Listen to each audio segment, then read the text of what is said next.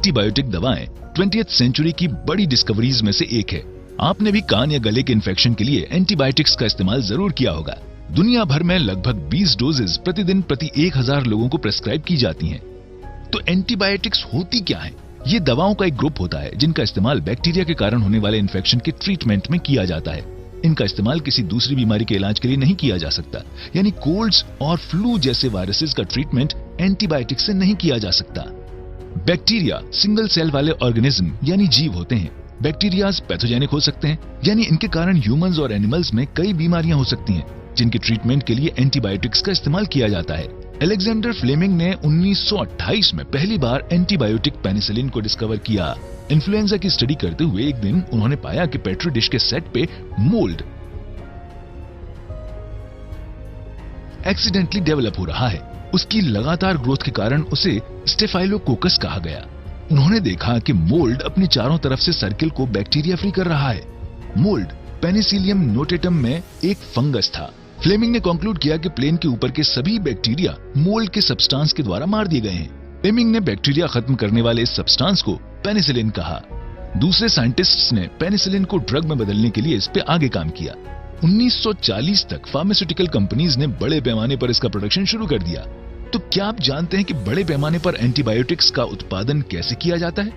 Antibiotics बनाने के 3 methods हैं: नेचुरली, सिंथेटिक और सेमी सिंथेटिक।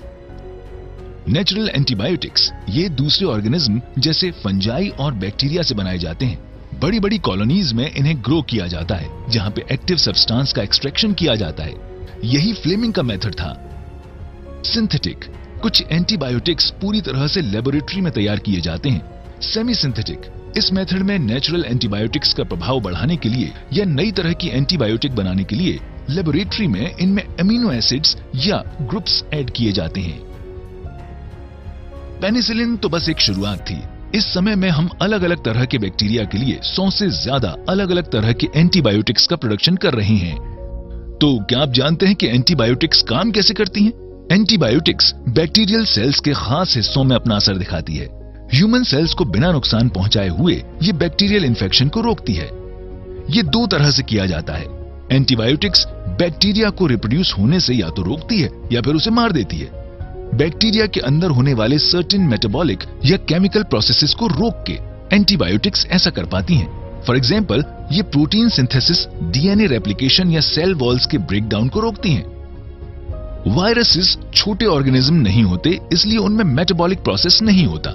यही कारण है कि एंटीबायोटिक्स का इस्तेमाल वायरसेस के अगेंस्ट नहीं किया जा सकता। इसीलिए किसी इन्फेक्शन का ट्रीटमेंट एंटीबायोटिक्स से करने से पहले यह पता करना जरूरी है कि इन्फेक्शन का कारण बैक्टीरिया है या वायरस। एंटीबायोटिक्स की डिस्कवरी 20th सेंचुरी के बड़े साइंटिफिक अचीवमेंट्स में से एक थी। लोगों को स्वस्थ रखने में एंटीबायोटिक्स का इंपॉर्टेंट रोल है। बैक्टीरियाज के अगेंस्ट एंटीबायोटिक्स का इस्तेमाल करना लोगों को इन्फेक्शन से बचाने का एक स्मार्ट मेथड है। नेचुरल सिलेक्शन से एंटीबायोटिक रेजिस्टेंस होता है। जेनेटिक वेरिएशन के कारण कुछ बैक्टीरिया एंटीबायोटिक्स के प्रति नेचुरली रेजिस्टिव होते हैं।